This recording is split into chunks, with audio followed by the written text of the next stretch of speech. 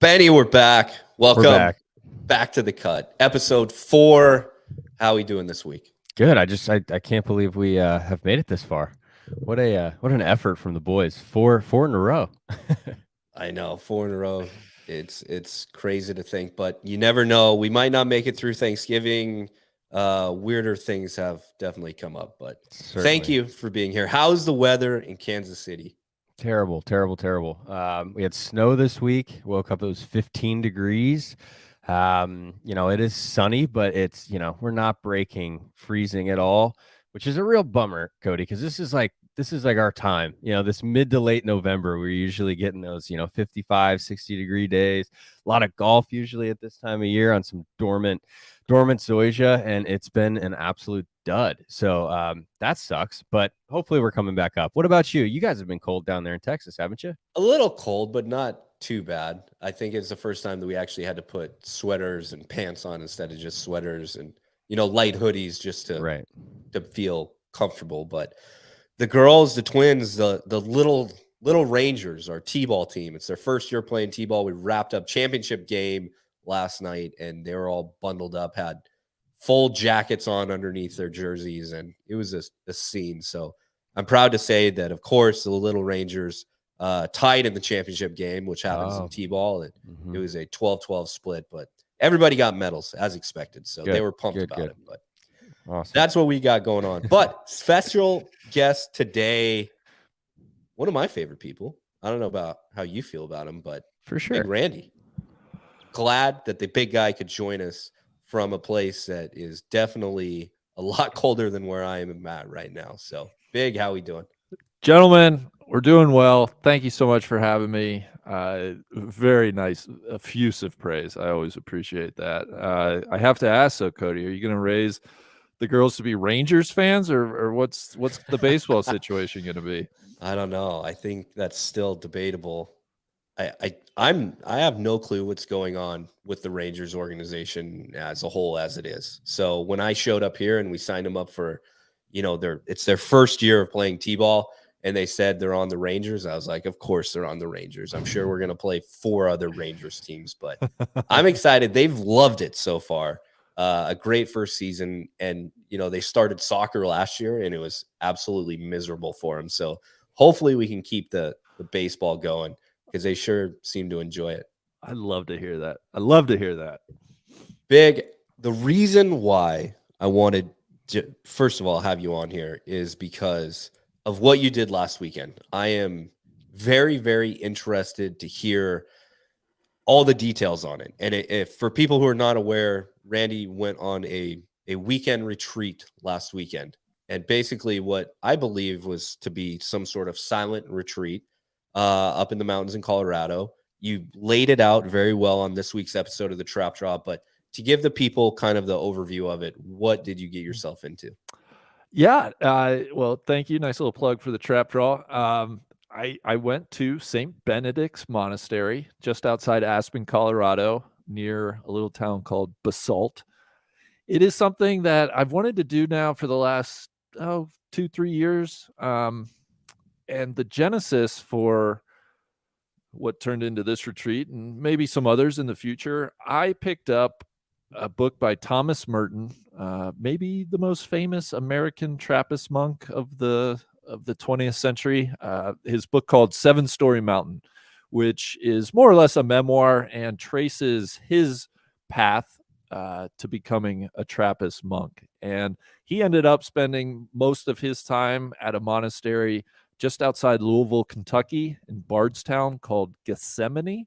And it was a real revelation for me. One, that like this community of Trappist monks in the U.S. I am not Catholic, did not grow up Catholic, so not really aware of the Trappist monks, the sect of Catholicism there. And 2, I was shocked that this famous monastery was so close to where I grew up in Cincinnati. Had never been down there. Had never really heard of it, and was just really, really fascinated by it. And so had tried to go down there at one point with my mother to Gethsemani. We were going to do a little day trip, and literally the day we were planning to go, I think last fall sometime, just the most awful rain weather. And we were like, we wanted to do a lot of walking around outside. And we were like, this is not going to be a good idea. So did not go down that day. Still have not been to Gethsemane, but got to Denver and saw there was a monastery near Aspen, St. Benedict's. And the more I was poking around on their website, they have options for folks to come and do retreats. And the retreats can be a number of different things. They can be individual retreats. They can be group retreats. They can range. The minimum they request people to stay is 3 nights. The maximum, I mean, I think the monastery has a living guest right now. I know folks do sometimes like week-long retreats. So you can tailor the experience to whatever you're after. I was just looking for a taste of, a retreat. I went up by myself. And so on the property at St. Benedict's, they have a main retreat house, which sleeps, however many people. And then they have these little individual structures called hermitages. I always fumble over that name. And I was able to reserve one of those. So I had the St. Bridget's Hermitage. I had a 3-night stay, although mine was only 2 nights. I needed to get back on Sunday for the start of the work week. And beyond that, I didn't really know what to expect. So I packed a bag. I wanted to do some hiking, some walking around outside. So I had those clothes. I packed a couple books. I packed a book of crossword puzzles. And then I stopped to get some food on the way there because unfortunately the monastery, at least St. Benedict's, does not feed you. So I had to prepare my own meals. So I stopped and got some food. And other than that, I was rolling in like, I don't really know if I'm going to enjoy this. I don't know if this is going to be like weird. I don't know, how many even other people are going to be around. And so that was kind of my mindset and how I got to the point where I was going into my my little individual retreat. Well, was it weird? It wasn't weird. It really wasn't weird. I'm the type of person, I'm more introverted. I'm totally okay spending time on my own. And the timing wise of my calendar, the 3 of us had all just gotten back home after a very busy, great weekend in Jacksonville, Florida for the NIT. And so I thought, okay, I'm going to have a very hectic weekend. I'm going to be, socializing. I'm going to be talking to a ton of people. The next weekend will be the perfect time to kind of go balance things out and go be by myself at the monastery. And it wasn't weird to me at all. I mean, weird. I think the weirdest thing was, in some ways, it wasn't that much different than some days that I spent, certainly not every day, but some days I just spend here in Denver, right? Like I got up, I read, I went out and got some exercise.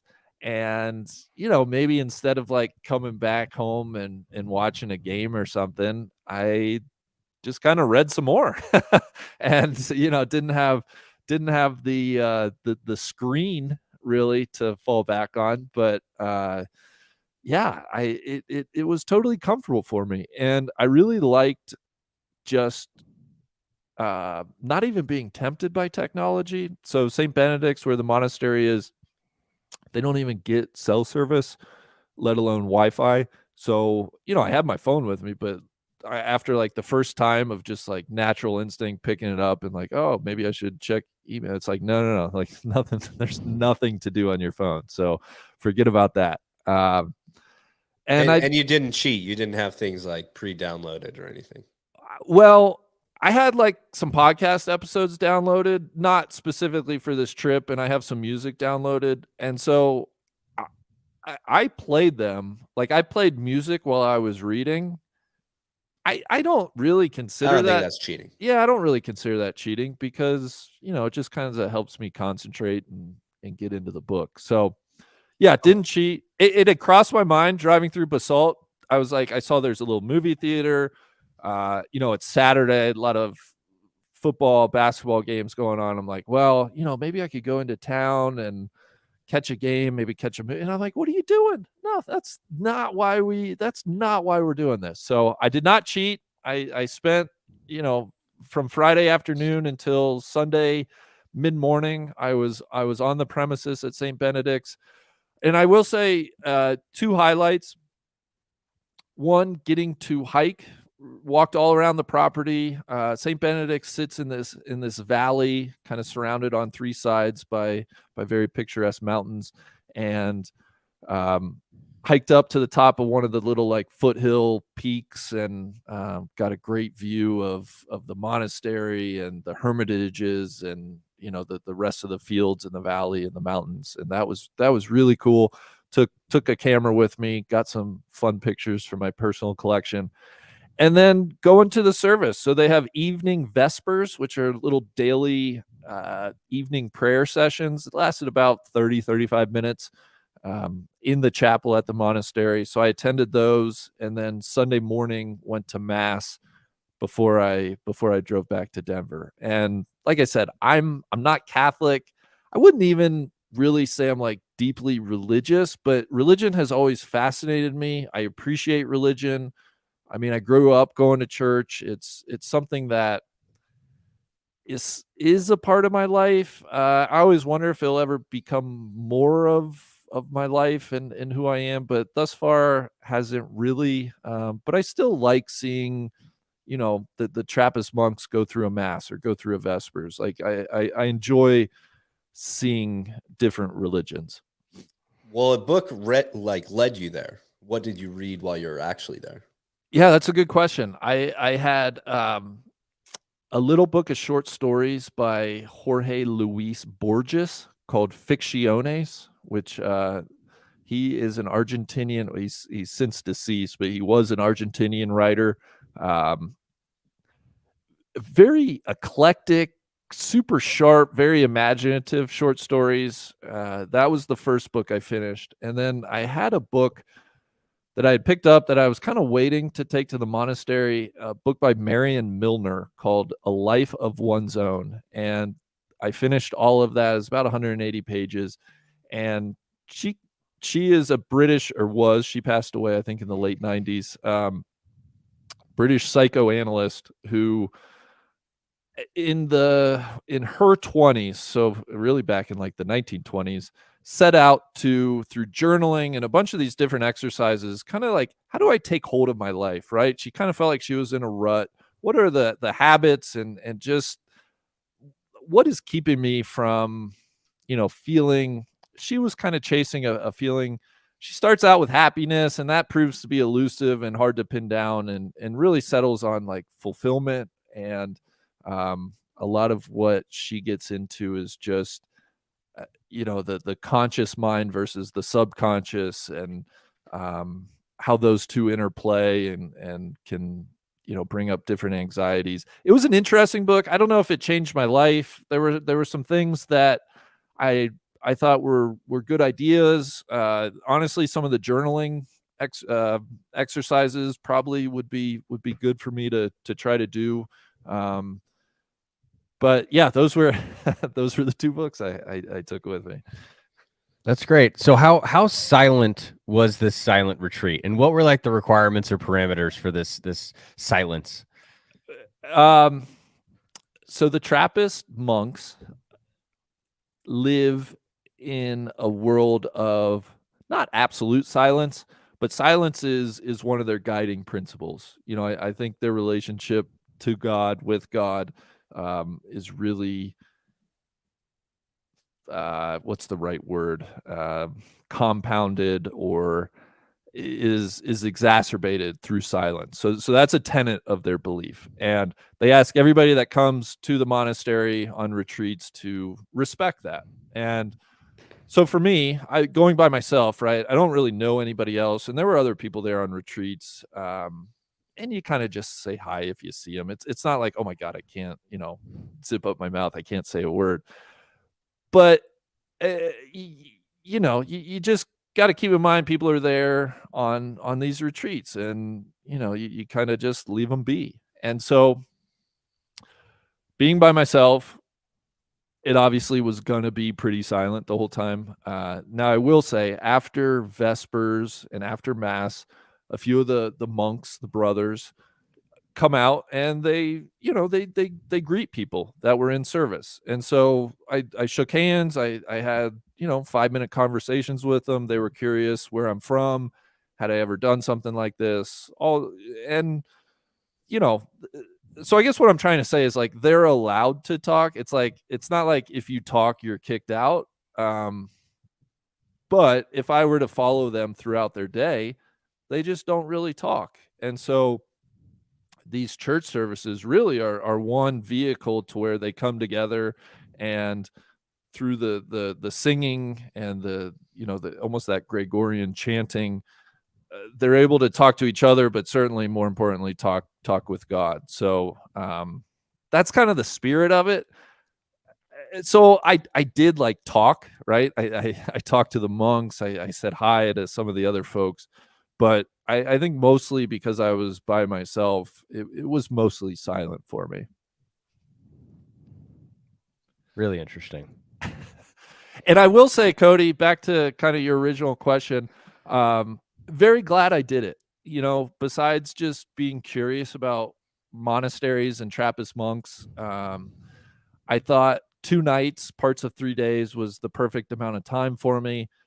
And I would encourage anybody, if you want a weekend away, right? You don't want the technology. You take a spouse, go by yourself. I don't think it matters, whatever your preference is.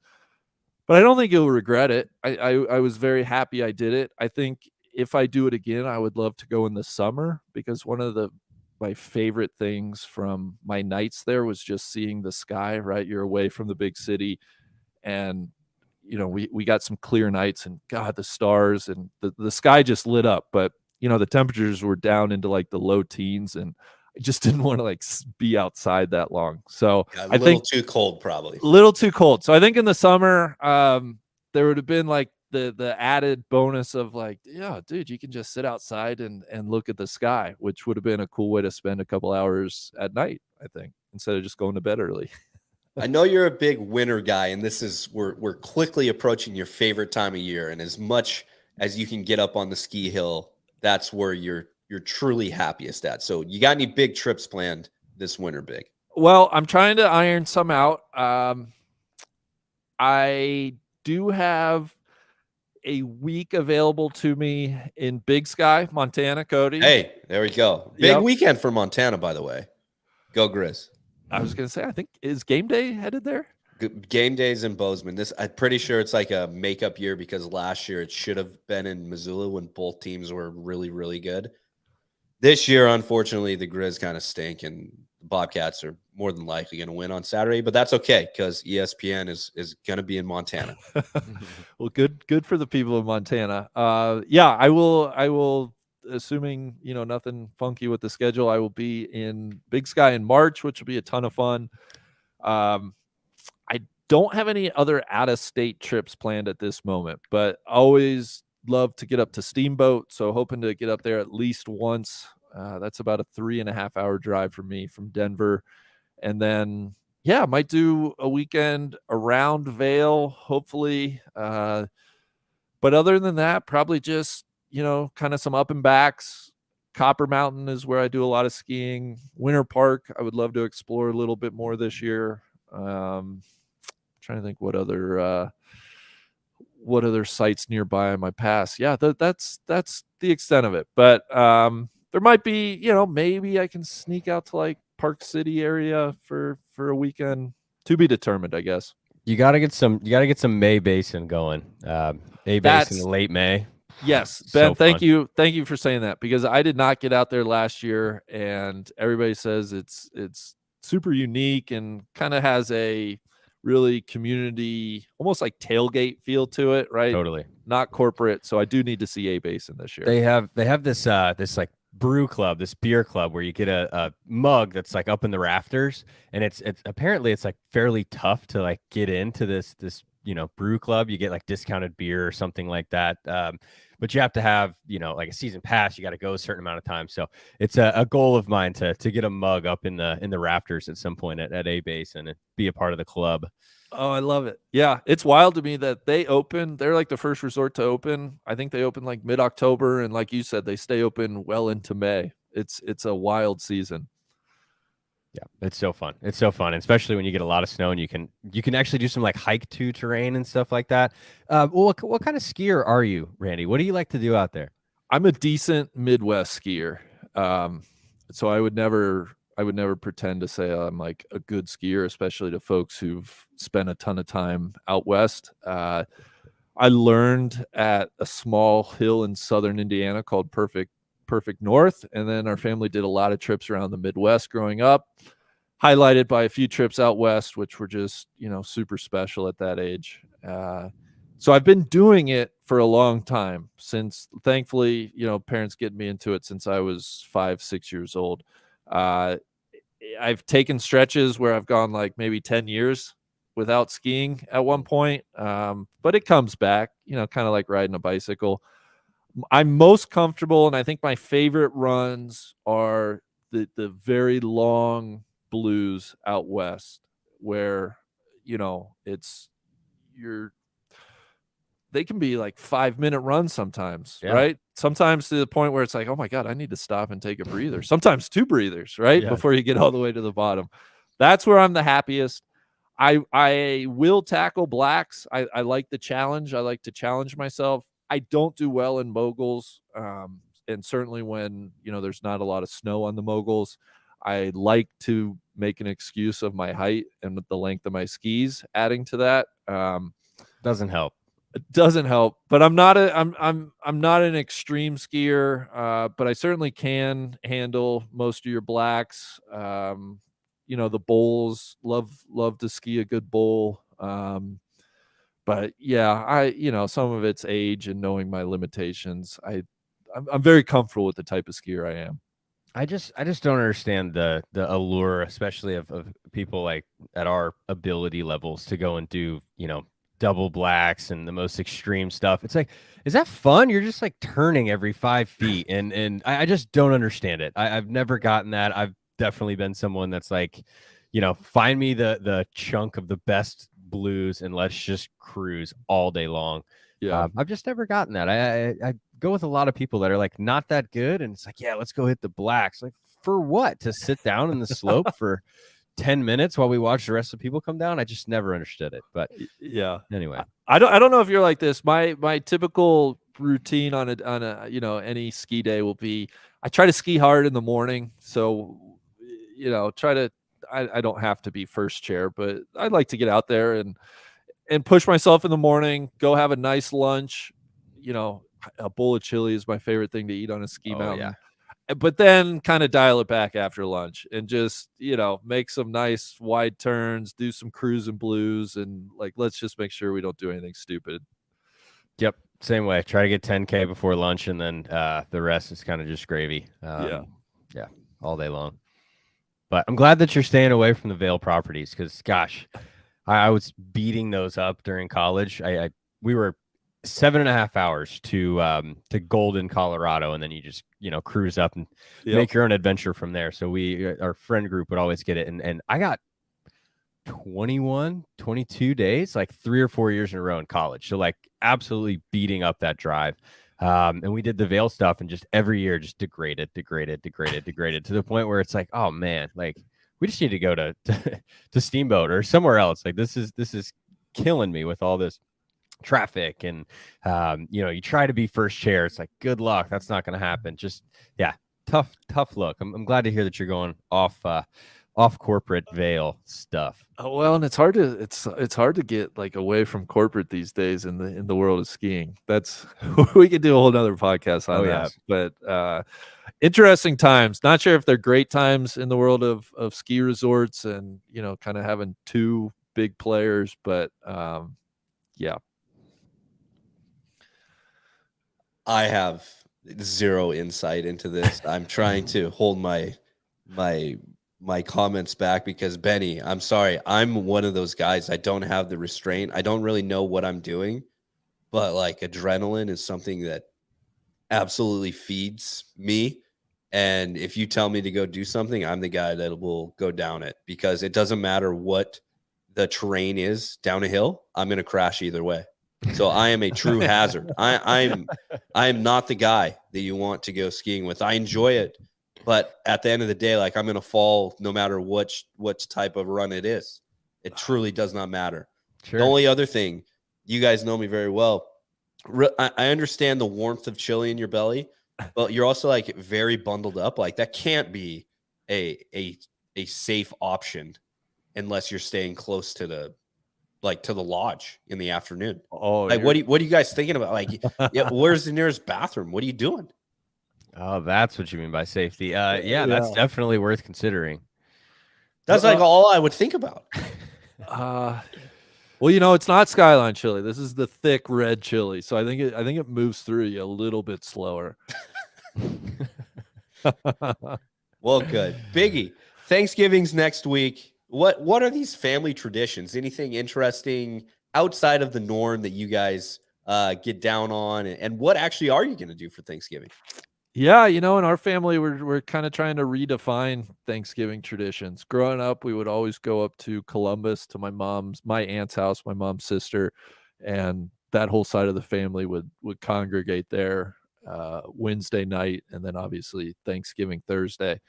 But with kids having kids and families growing and people being apart, we're trying to make some new traditions. So last year, actually, my parents came out to Denver and we made our own little Thanksgiving dinner at my apartment. This year, I am going back to Cincinnati. My mom just got her knee replaced about a week and a half ago. And so because of that, obviously she can't travel right now. My sister has 3 kids. They kind of alternate between her husband's side of the family and our side of the family. So this is one of the years they're going to be with us. So yeah, we'll be home. We've invited my aunt and uncle and a cousin, and kind of anybody that doesn't have something already going on is going to congregate at my parents' house for Thanksgiving, which will be a ton of fun. We don't have the most exciting traditions, I guess. We try to go out and do like a family walk, whether we've been to like arboretums, we've been to, there's a trail around Lunkin Airfield in Cincinnati. So we try to get out in the morning and do just kind of a social walk, get some exercise. And then my dad grew up a big Detroit Lions fan, so he always suffers through, a terrible Lions performance. And then we'll eat kind of 2:30, 3 o'clock. And my favorite thing about Thanksgivings of old was just people just kind of eat and hang out, and you got football on or basketball, and it's just a time to be with folks. And so I think that's what this year will be, but no crazy traditions in my family. Do you guys have any interesting traditions? No, we've gotten so far off the other end of Thanksgiving being kind of a crapshoot. I don't think I've spent Thanksgiving with my mom and dad in like 2 or 3 years. Just circumstance breaking up Christmas and Thanksgiving, and this one's not going to be any different. I'm going down to see my little nephews and Kelly's sister and her husband in Austin this year. I think we're either going to like not do a turkey or, like fry it or do something different, try to make it a little, spice it up a little bit. Yeah. I was talking, I raised my hand. I said, I'll make spaghetti and meatballs if we want, but no one said yes. So, yeah, that's what we're doing. It's, not a ton of tradition in the Thanksgiving space, but when we have in the past, very similar to what you're talking about, Randy. Nice little physical activity in the morning to get you ready for a gorge around 3 o'clock in the afternoon. Yeah. Well, if you do fry a turkey, you got to set up some type of phone or camera in case you catch, the whole house on fire. Those are always some of my favorite social media videos. It's not that bad. I've been frying turkeys for like 10 years now. That is a tradition for Yari and I. And same thing, we kind of do it by ourselves too, just because it's so expensive to fly kids around. I got 3 little kids, and I can't even imagine the cost of tickets trying to get back to family for it. So we just kind of do the same thing. You know, it's just another Thursday to us. School's out and the girls are going to wake us up at 5:30 in the morning, and you're going to try to work all day to make some good food for them. And at the end of the day, they're going to be like normal kids and tell you like, I don't want to eat this anyway. Exactly. So yeah, that's the best. I get my thrills off by being able to fry the turkey, and Yari and I always end up having a good meal once they're finally asleep, but just another day. I've always said, and this has been a while now, but I do like, I find Thanksgiving more enjoyable than Christmas, because I feel like Christmas comes with a lot of stress around making sure I have gifts for everybody I need to have gifts for. And then, you know, Christmas, taking the religious component out of it, which I guess is ironic considering, you know, the monastery talk, but it's a kid's holiday, right? Where I feel like Thanksgiving is more of an adult's holiday, because you're sitting around and, you know, you can have some fun conversations and whatnot. And like 14 bottles of wine as well. Yeah. Before we let you go, Biggie, what's favorite Thanksgiving food? Either side, main dish, whatever, just the thing that you think about when you think of Thanksgiving dinner. Yeah, I have three favorite. I mean, if you have three favorites, do you have any favorite? But love stuffing. And then as a side dish, also, my mom makes like a really good like corn souffle, which is one of my favorites. And then, guys, this is always very polarizing. Are you familiar with the green bean casserole, and where do you fall out? Because I love the green bean casserole. But some people say it's you know, it sucks. It has no place being a part of Thanksgiving. No, come on. Now, what I will say is that I like my green bean casserole like what I would say like the traditional American way, like the green beans that more than likely are strained like out of a can with like the horrible onions. You know, they go on like that, and cream of mushroom soup. Yeah. That's exactly what I'm talking about. I've been places, and we've actually tried it here before. You don't need to spice that up. You don't need to fancy it up. There's no mucking around with it. That's just give me the can of, you know, can of beans, can of soup, some French onion, and we'll be good to go. Like, that's all it needs to be. Just like the cranberry sauce. Like, I'm not a big cranberry guy, but if we're going to do cranberry sauce, I would rather take it out of the can and with weird rings and everything else. I don't need the fancy stuff. Yeah. Well, because that's what reminds me of my childhood, right? Yep. Like the just very traditional recipes. I'm with you there.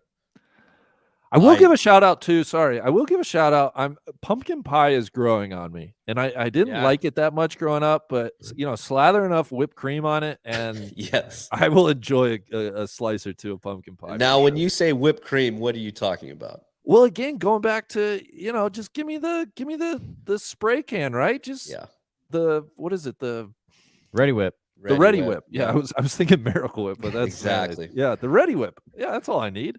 God, I'm surprised to hear you don't serve it a la mode.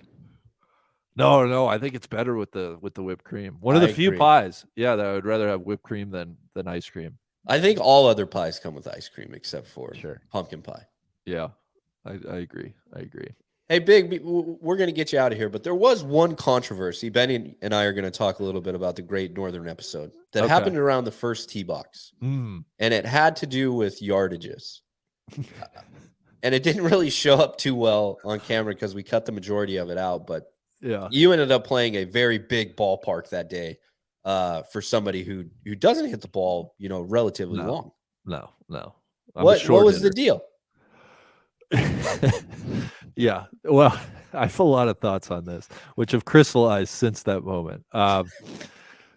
So let me set it up, right? Obviously, however many sets of tees, you know, anytime you go to a course like this on a trip like this, you always wonder, is this going to be the only time I play this course? So do we need to like get the full experience from the back? Are we trying to like play? Which is such bullshit. Well, I tend to agree, but you know, Saul, E-Tron, they have different opinions on that stuff. But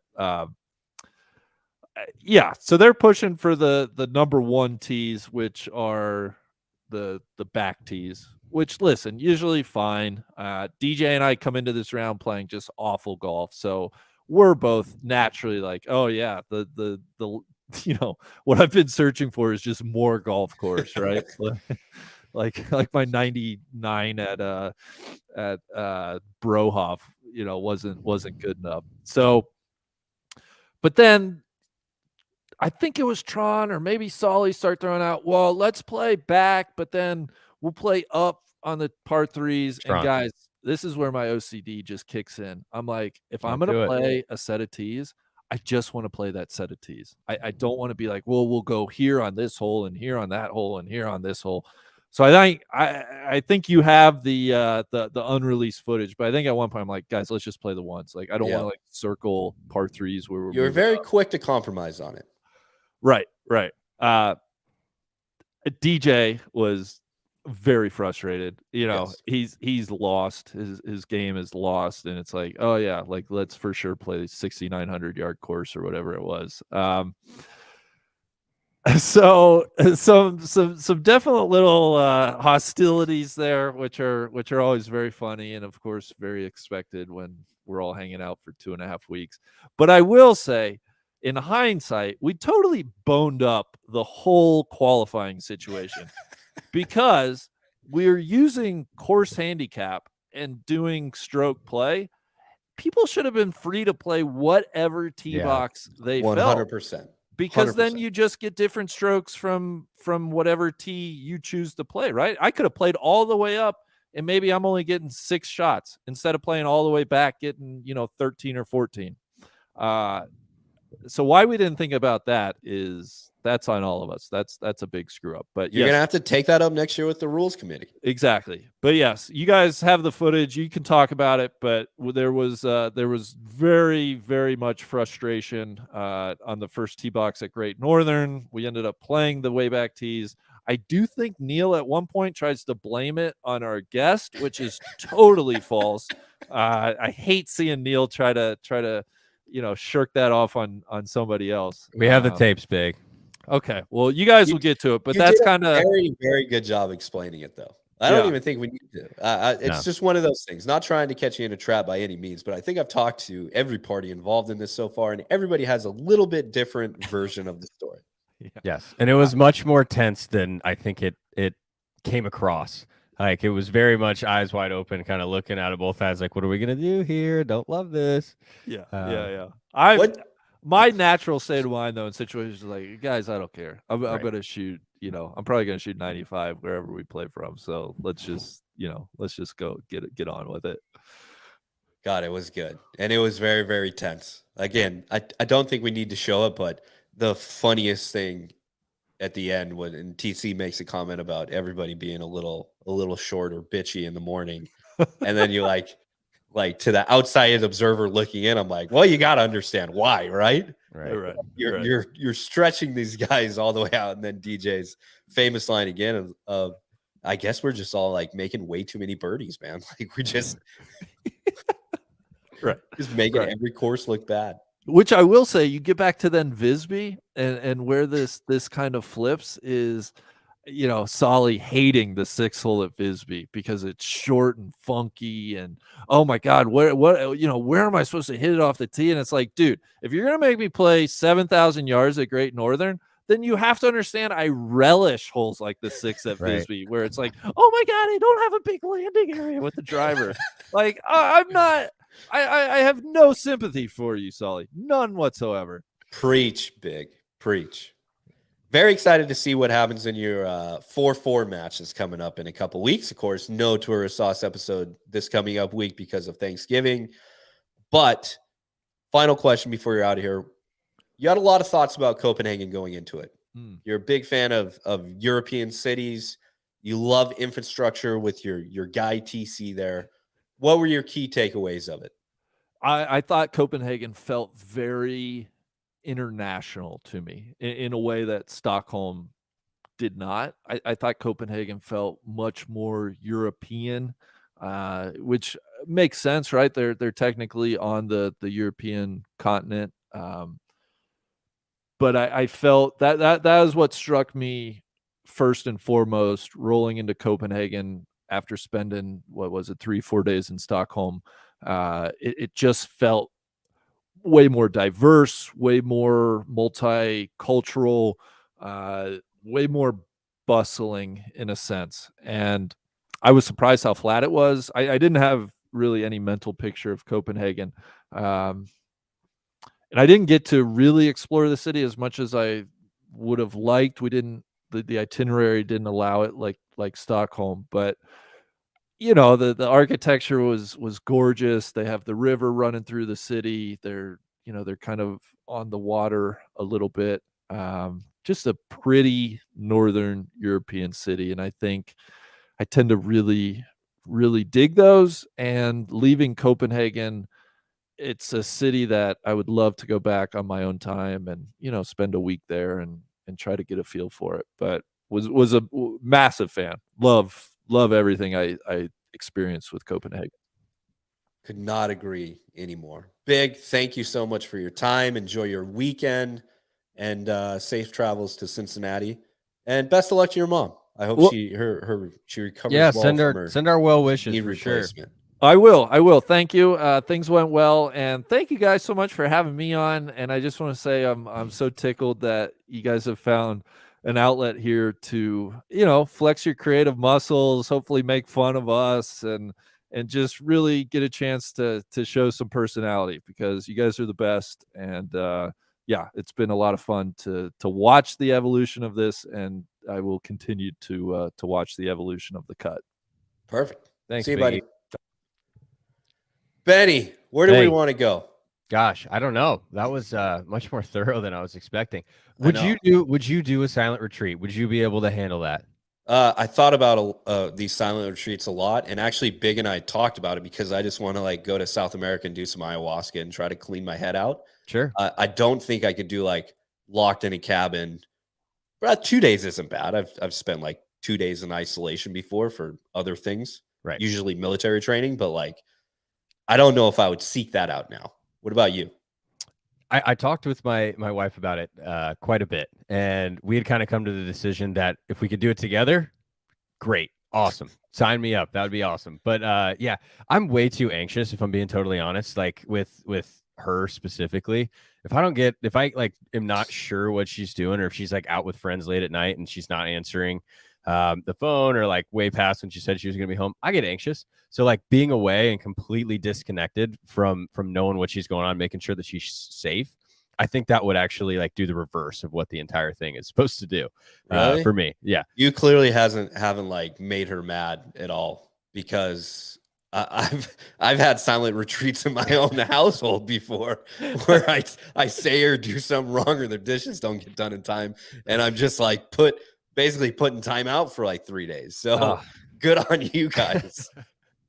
Yeah, no, trust me, definitely gotten into our fair share of arguments, but resolve them quickly and get back to normal life. So I'm the worst too. Not to talk this about relationship stuff, but I'm always you get in an argument and you're quickly hey, so you want to talk about it yet?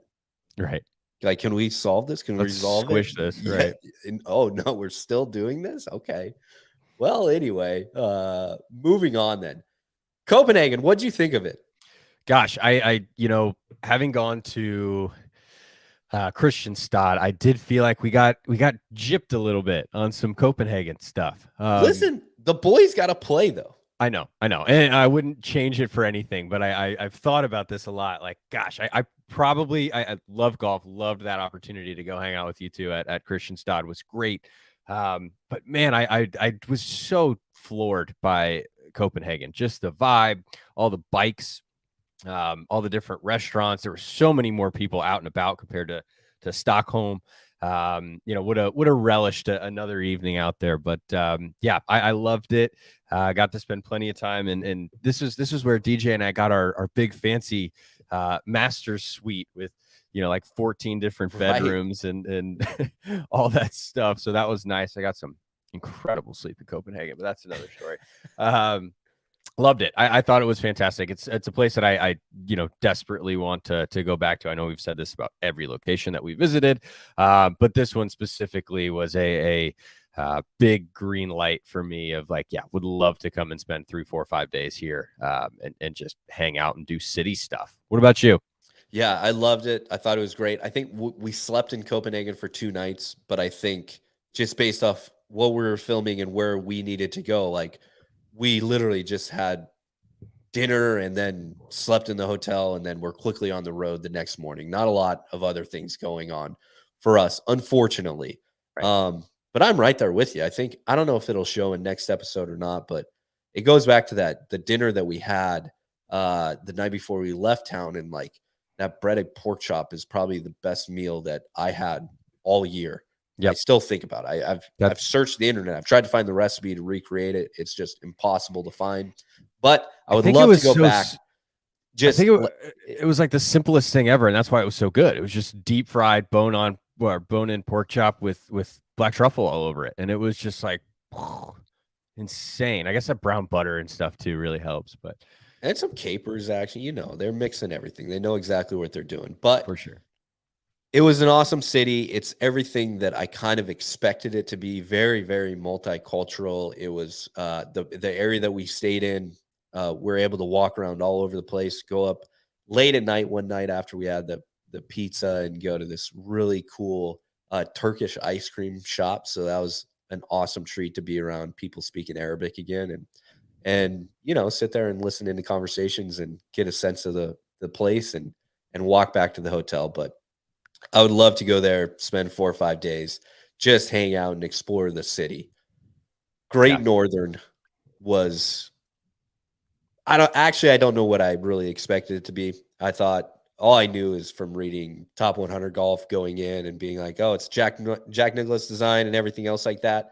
The architecture there, building wise, blew me away. The scale of the property there blew me away. I think we did a really good job showcasing that on film, of like the differences basically in, 6 holes here, 6 holes there, 6 holes there. I probably spent way too much time on those swans trying to get that slow-mo shot, as TC describes it, of their hinds in the air. But some weird features, some cool stuff, and ultimately what it turned out to be just like a really cool day. Yeah, I correct me if I'm wrong, but wasn't Great Northern supposed to be like an option? Yes. Okay.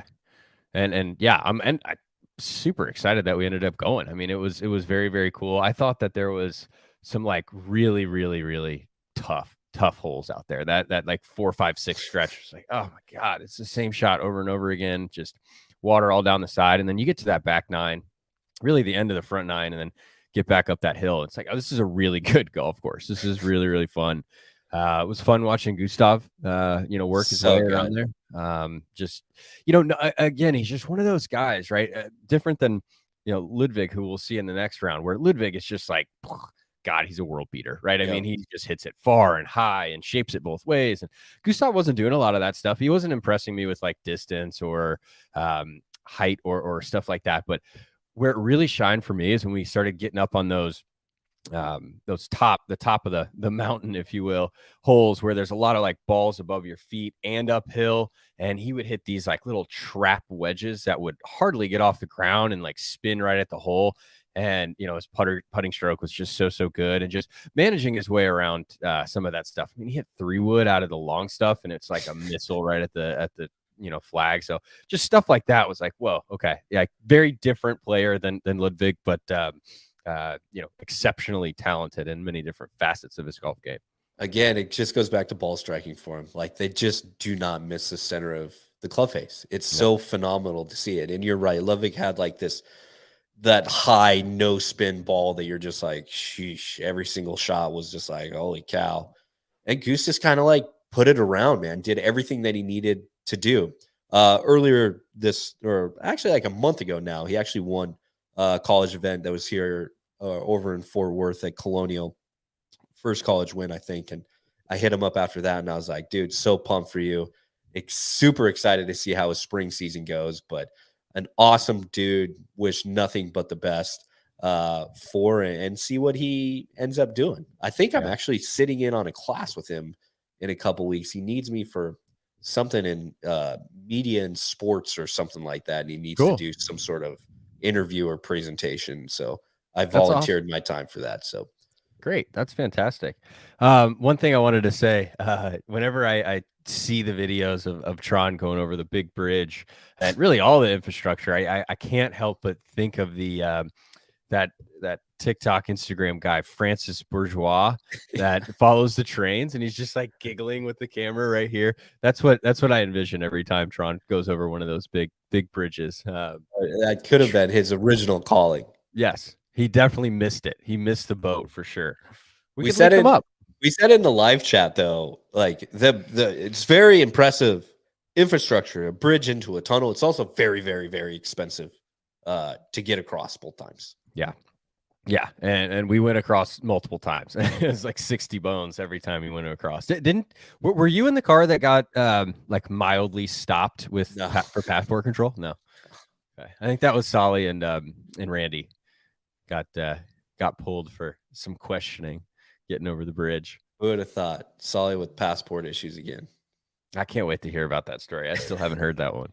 But people don't realize we went up to the DMZ a couple weeks ago when we were in Korea, and Solly didn't, I guess, failed to think that even though we were not crossing any international borders, we were going to an undeclared zone and that a passport was needed. So he became a driver's license boy the rest of the time. It was truly like one of the funniest moments of the trip, watching him stress about that. Tough.